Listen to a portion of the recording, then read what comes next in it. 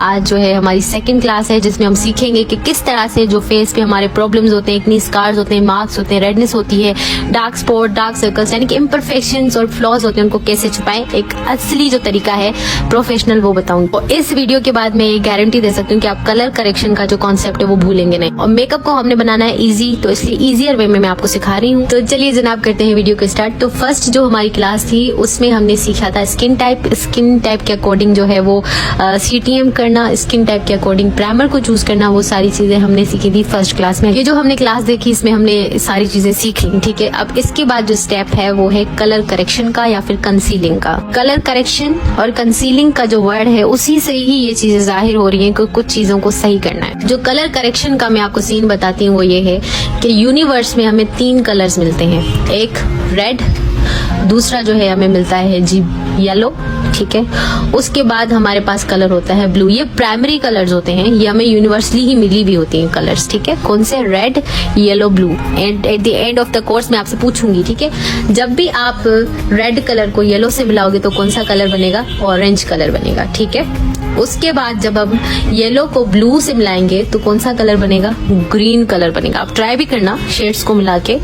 उसके बाद जो है ना, जब हम रेड कलर को ब्लू से मिलाएंगे तो कौन सा कलर बनेगा? पर्पल कलर बनेगा। तो ये कौन से कलर होंगे?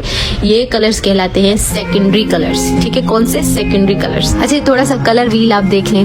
ये जो 3 कलर साथ है ना, ये जो एक तरफ 3 कलर्स हैं, दूसरी तरफ 3 कलर्स हैं, ये जो है ना 3 जो साथ हैं कलर्स, ये आपस में फ्रेंड्स हैं। लेकिन जो एक दूसरे के अपोजिट है ना, ये दुश्मन है, एक दूसरे को काटते हैं, ठीक है। तो जो एक साइड है वो जो 3 साथ है वो फ्रेंड्स, वो जो अलग साइड है वो एक दूसरे के दुश्मन है। और हमने जो हाइड करना होता है अपने फ्लॉज को, काटना होता है, तो हम ऑफ कोर्स सी बात है कि अपना दुश्मन इस्तेमाल करेंगे। अब मिसाल के तौर पे मैं आपको समझाती हूँ कि ये ऑरेंज कलर है, ये ब्लू को काटेगा। जो हमारे डार्क सर्कल्स होते हैं ना, बेसिकली उनका जो अंडरटोन होता है वो ब्लू होता है, ठीक है। वो यहाँ पे ब्लड की क्लोटिंग होती है तो वो ब्लू उसका अंडरटोन होता है, लेकिन वो इतना डार्क होता है कि वो हमें ब्लैक लगता है। तो ऑरेंज जो है वो ब्लू को काटेगा, ठीक है। तो आपने ये दिमाग में रखना है कि डार्क कलर जो होगा, ब्लैक डार्क स्पॉट्स जो होंगे हमारे, वो ऑरेंज काटेगा, ठीक है। ब्लू को ऑरेंज काटेगा। और ये नहीं कहना आपने कि वो तो ब्लैक कलर होता है, तो जो डार्क सर्कल्स का अंदर से अंडरटोन होता है वो ब्लू होता है, ठीक है। तो इस तरह का कलर करेक्टर होता है ऑरेंज कलर का, जिससे हम अपने डार्क सर्कल्स को छुपाते हैं, डार्क स्पॉट्स को छुपाते हैं। अब बहुत सारी स्किन कहीं पे डार्क होती है, कहीं पे वाइट फेयर होती है, तो इस तरह से आपने उसके साथ इसको छुपाना है, सही है। तो ये रेड है, इसको कौन काटेगा? ग्रीन काटेगा, इसका दुश्मन ग्रीन। देखिए जो साथ कलर है ना, एक दूसरे के अपोजिट में है, वो उसको काटेगा।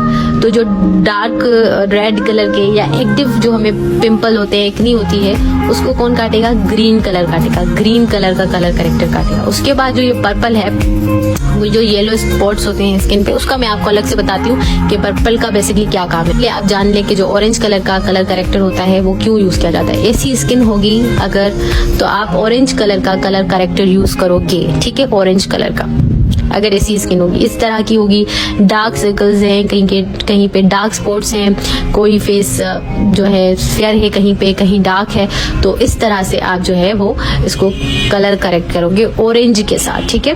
अगर थोड़े से हल्के फुल्के से डार्क स्पॉट्स हैं, डार्क सर्कल्स हैं, तो इतना ज्यादा ऑरेंज कलर का आपने कलर करेक्टर नहीं लगा लेना, बिल्कुल जो है ना हल्का सा लगाना, बिल्कुल हल्का ऑरेंज हो तो आपने लगाना है, ठीक है। ये मैं साथ स्किन आपको शो करती जा रही हूँ ताकि आपको पता चले कि कौन सा फेस किस चीज पे जो है वो लगेगा, ठीक है ना। अब बहुत सारे फेसेस ऐसे भी होते हैं जिनमें वो सारे प्रॉब्लम्स होते हैं, रेड निशान भी होते हैं, डार्क स्पॉट्स भी होते हैं, तो उनपे वो सारी चीजें लगेंगी, ठीक है। मैं यहाँ पे आपको समझाती जा रही हूँ कि इस तरह की स्किन पे ये चीजें लगेंगी। अगर एक फेस है उस पे रेडनेस भी है, डार्कनेस भी है, तो वो सारे कलर करेक्शन के शेड लगेंगे। ऐसा नहीं कि आपने बस एक मैंने कह दिया डार्क स्पॉट है तो बस ऑरेंज ही लगाना है, ऐसा नहीं है, सारे फिर कलर्स लगेंगे। अच्छा, उसके बाद अगर आपकी स्किन ऐसी है, अगर थोड़े से भी रेड निशान हैं जो मेकअप से आपके छुपते नहीं है बिल्कुल, और इस तरह से आपको ना स्कार्स हैं, जो एक्नी स्कार्स होते हैं, ठीक है, या एक्टिव पिंपल हैं, आपको एक्टिव एक्नी है, तो ग्रीन कलर का जो है वो कलर करेक्टर आप यूज करोगे उस इफेक्टेड एरिया पे, सिर्फ ऐसे नहीं कि पूरे फेस पे अप्लाई करना है, सिर्फ इफेक्टेड एरिया पे, या फिर इस तरह का जो है वो ग्रीन आप यूज करोगे। ये आपको मैं बनाना भी बता दूंगी, आप ना भी बाय करें तो इट्स ओके। तो ये LA गर्ल प्रो, ये ओरिजिनल नहीं है लेकिन बहुत अच्छा काम करता है, और इस तरह की स्किन को भी यही हाइड हाइड करेगा, ठीक है ना। तो आपने कोई और कलर करेक्टर का शेड यूज नहीं करना, क्योंकि वो वर्क नहीं करेगा। क्योंकि एनिमी, जैसे मैंने आपको बताया था कि रेड को ग्रीन काटेगा, क्योंकि वो उसका दोस्त नहीं दुश्मन है, सही है। और इस तरह से पिंपल हो तब भी आप जो है यही कलर करेक्टर यूज करोगे, यही शेड यूज करोगे। कंपनी जोन सी भी हो, खुद बना लो आप भी, तो कोई इशू नहीं है। अच्छा, अब एक बात मैं आपको बता दूं यहाँ पे बहुत नोट करने वाली, अगर आपका कलर फेयर कलर में है और आपका टोन जो है वो पिंक है, मतलब पिंकी टाइप के, आप येलो आपका अंडरटोन नहीं है, तो आप पीच कलर का जो है ना वो यूज करोगे अपने डार्क सर्कल्स वगैरह को छुपाने के लिए। या आपकी कोई क्लाइंट है उसके डार्क सर्कल्स को छुपाने के लिए आप पीच कलर का कलर करेक्टर यूज करोगे। और अगर आपकी स्किन जो है वो थोड़ी सी येलो अंडरटोन में है, डार्क में आ जाती है, येलो में आती है, तो फिर आप ऑरेंज यूज करोगे। ये जो ऑरेंज कलर का LA गर्ल प्रो का जो है ना ऑरेंज कलर करेक्टर, काफी डार्क ऑरेंज है, बहुत ज्यादा जो डार्क स्किन होती है ना उस पर यूज होता है। तो अगर आपका इस तरह का कोई कलर करेक्टर है तो आप इसके अंदर फाउंडेशन मिक्स करके ना इसके टोन को जरा मीडियम कर लो, ठीक है ना। आपका इफेक्टेड एरिया डार्क है ना, यानी डार्क सर्कल आपको बहुत ज्यादा है, तो उतना ही डार्क ऑरेंज कलर यूज करो, ठीक है। जितना कम है उतना लाइट ऑरेंज। बात आप जहन में बिठा दें कि डार्क बहुत है तो बहुत डार्क कलर यूज हो। तो बच्चों हमने क्या सीखा, ऑरेंज कलर जो है वो डार्क सर्कल्स, डार्क स्पॉट्स और डार्कनेस के रिमूव काटने के लिए उसको हम यूज करते हैं। ग्रीन जो है वो हम रेडनेस और red spots, active pimple, active acne के लिए होती है, ठीक है। उसके बाद जो पर्पल है वो येलो स्पॉट्स और जो है डिस्कलरेशन के लिए होती है, ठीक है। मैं आपको पर्पल कलर करेक्टर का यूज बता दूं। इस तरह की अगर स्किन है, डल स्किन होती है ना, जो डल, जिसको तब कहीं तो डिस्कलरेशन मतलब बहुत ज्यादा होती है, कहीं फेयर कहीं डार्क, मतलब अजीब सा स्किन टोन होता है, डल स्किन होती है, बेस लगाने के बाद भी डल लगता है फेस, तो वो पर्पल कलर का कलर करेक्टर करेंगे अपने फेस पे जहाँ जहाँ डलनेस है, ठीक है। कहीं पर लिप्स पे भी डलनेस होती है, नोज पे होती है, तो उस तरह से वो कलर करेक्ट करेंगे पर्पल के साथ, ठीक है। डलनेस और डिस्कलरेशन, अनइवन स्किन टोन को इवन करने के लिए, तो ये बहुत कम ही यूज किया। तो हमारे कलर करेक्टर वाला जो है चैप्टर हो चुका क्लोज, ये हमने समझ लिया। अब हम बात करेंगे कंसीलिंग की। अब बहुत सारे लोग होते हैं वो कहते हैं कि हमने कंसीलर के साथ ही अपने फ्लॉज को छुपाना है, ठीक है। ये कंसीलिंग और हाईलाइटनिंग वाली बात नहीं, और ये फाउंडेशन के बाद जो कंसीलर लगाते हैं, हम कंसीलर फाउंडेशन से पहले वाले की बात करते हैं। कंसीलर्स क्या होते हैं, कंसील का मतलब होता है छुपाना, किसी चीज को हाइड करना। तो अब देखिए, कंसीलिंग आप फाउंडेशन के साथ भी कर सकते हैं, कंसीलिंग आप कंसीलर के साथ भी कर सकते हैं, पर डिपेंड करता है कि आपका शेड कौन सा है। अब बहुत सारे लोगों को ना कलर करेक्टर वाली चीज समझ नहीं आती, तो वो क्या करते हैं कि वो कंसीलर के साथ ही फ्लॉज को छुपा लेते हैं। अब आपको जो चीज आसान लगे, मुझे कलर करेक्टर आसान लगता है तो मैं उसी चीज को ज्यादा करती हूँ खुद, ठीक है। तो आपने करना क्या है कि आपने कंसीलर का जो शेड होगा अपने स्किन टोन से जो है ना वो डार्क कर लेना है, या फाउंडेशन का जो शेड है ना इसको कैमोफ्लेज भी कहते हैं, ठीक है। बाय द वे, आपने क्या करना है, मिसाल के तौर पे मैं आपको समझाती हूँ कि मेरा शेड जैसे क्रायोन ट्यूब पेंट स्टिक में F1 है, तो मैं कंसीलिंग के लिए अपने फ्लॉज को छुपाने के लिए जो है वो FS45 यूज करूंगी, ठीक है। या फिर मैं यूज करूंगी FS38, ठीक है। अपने फ्लॉज को छुपाने के लिए, यानी डार्क सर्कल्स, डार्क स्पॉट्स वगैरह को छुपाने के लिए मैं यूज क्या करूंगी, एक डार्कर शेड, अपने स्किन टोन से डार्कर शेड यूज करूंगी। मतलब इतना भी नहीं, अब मेरा शेड जो है वो फिटमी में 120 है, लेकिन मैं कंसीलिंग के लिए कौन सा शेड यूज करूंगी, उससे डार्कर, यानी 128 मुझे लगता है कि ये डार्कर है मेरे स्किन पे, ये कंसीलिंग के लिए बहुत अच्छा काम करेगा।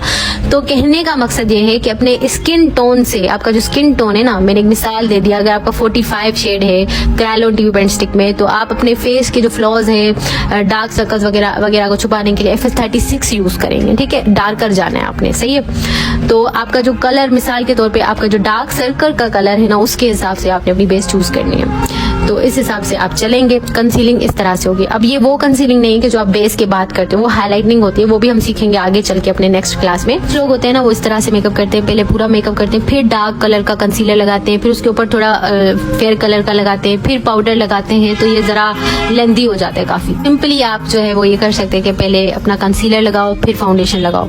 ये थोड़ा सेफेस्ट गेम भी है, लेकिन जो प्रोफेशनल करते हैं वो कलर करेक्शन ही करते हैं। फिर फाउंडेशन वगैरह बहुत ज्यादा बैक करनी पड़ जाती है, वो कलर करेक्टर है कि बैक कर लो या खुद से बना लो तो हो जाता है काम।